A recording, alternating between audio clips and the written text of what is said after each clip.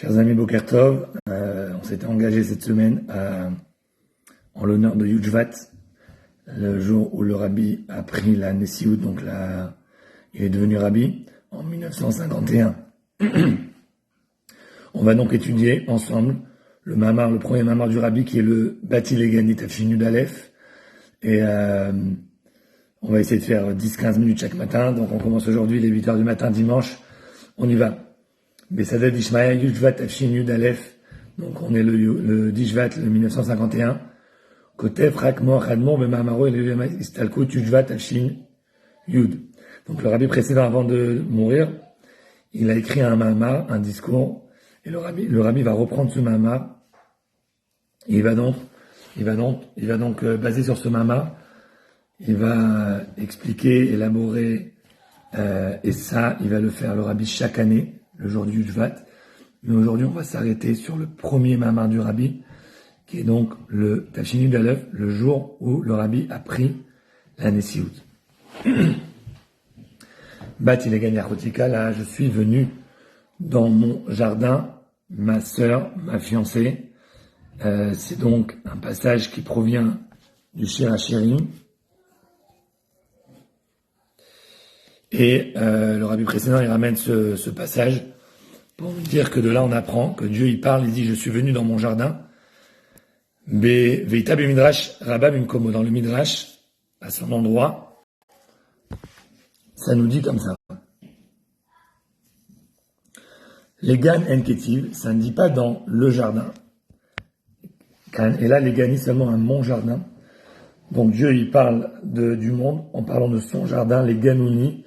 Ganouni, c'est un jardin privé. Les makam shaya ikari batrila, c'est l'endroit où je me trouvais essentiellement au départ. Et il termine, des ikar shrina betartonim aita, car l'essentiel de la shrina, la divinité, se trouvait en bas, ici-bas, Adkan Eshono, jusqu'ici, c'est les paroles du rabbi précédent.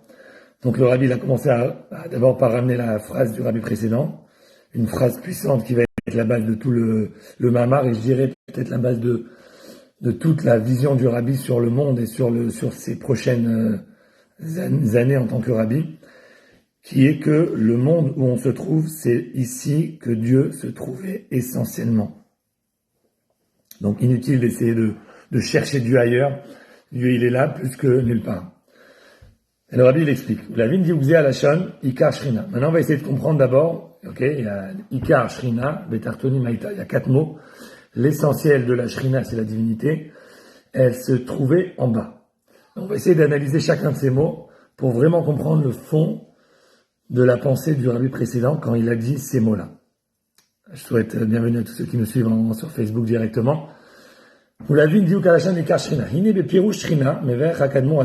on va essayer d'abord de comprendre ce que c'est Shrina, parce qu'il faut savoir que Dieu, on fait souvent référence à Dieu de différentes manières. Il y a la Kedusha, il y a la Shrina, il y a Elokut, il y a différents termes avec lesquels on va décrire Dieu ou sa divinité.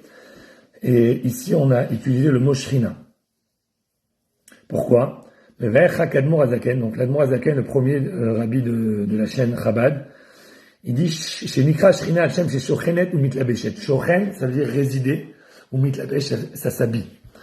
Donc Shrina, c'est une sorte de divinité qui va s'habiller, qui va d'abord résider. Donc résider, c'est-à-dire qui va aller ailleurs, qui va se déplacer, qui va chercher à descendre, à résider quelque part. Et dans l'endroit où il va résider, il va pas seulement résider, mais il va s'habiller. S'habiller, c'est-à-dire que c'est une façon de résider de manière très proche avec la chose que tu as en face. Milachan veshachanti betocham, comme ça dit dans le passage où Dieu dit, créez-moi un sanctuaire et je vais résider parmi vous. Donc on sait bien que l'explication, c'est que Dieu il va descendre, il va résider dans ce sanctuaire. Sheu reshit idgalut orensof. Quand on parle de Ikar Shrina, de l'essentiel de la Shrina, c'est le début du dévoilement de Dieu. Qu'est-ce qu'on veut dire par là? On veut dire que Dieu, à la base, avant que le monde y soit créé, Dieu, il existe pour lui-même. Il n'a pas besoin de résider nulle part. Il n'a pas besoin de descendre, de s'habiller nulle part. Et il y a un beau jour où Dieu, il a dit, je veux résider dans un monde. Et ce processus, il a commencé très tôt. Et comme la Kabbalah, la Chassidut, elle nous explique qu'il y a une Shtalshelut, il y a une descente des mondes en monde. Il y a toute une histoire, tout un film, tout un movie qui se passe à partir de la première idée où Dieu, il a dit, je veux descendre dans un monde. Jusqu'aujourd'hui, où c'est pas encore terminé, parce on attend encore le Mashiach pour vraiment voir la divinité résider dans le monde.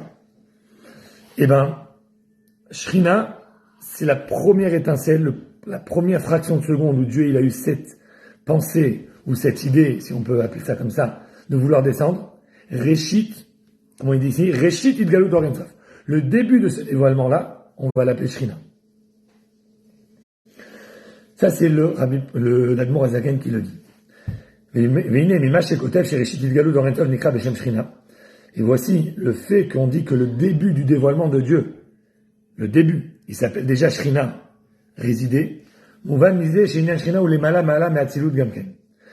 apprend de là que le concept de Shrina existe bien avant Atzilut. Alors, qu'est-ce que c'est Atzilut? Ce serait un peu difficile d'expliquer ça en 3 minutes, mais on va essayer de le faire quand même.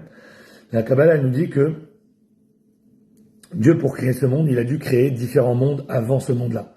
Donc il y a, en d'autres termes, il y a les mondes spirituels, qui sont au chiffre de 4, et après il y a notre monde matériel.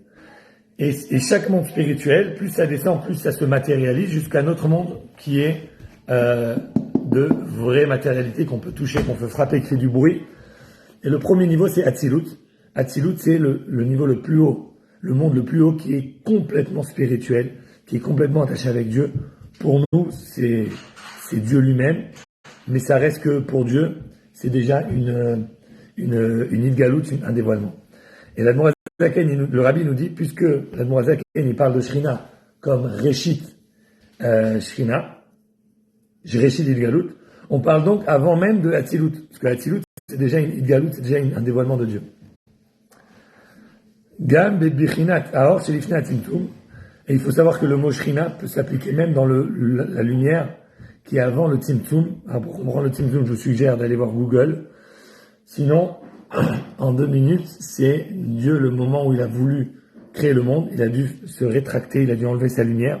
Et dans l'endroit qu'il a laissé vide, qu'on appelle en hébreu Makom Panoui, il a commencé à créer le monde. Et donc, avant même Atzilut, même avant le Tzimtzum, le concept de Shrina peut exister déjà. Puisque le début du dévoilement de Dieu existe même avant le Atzilut, même dans le niveau de lumière qui se trouve avant le Tzimtzum,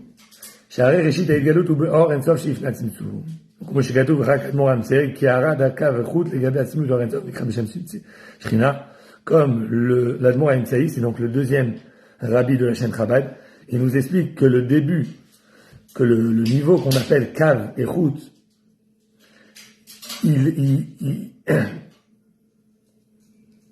il s'appelle déjà Shrina.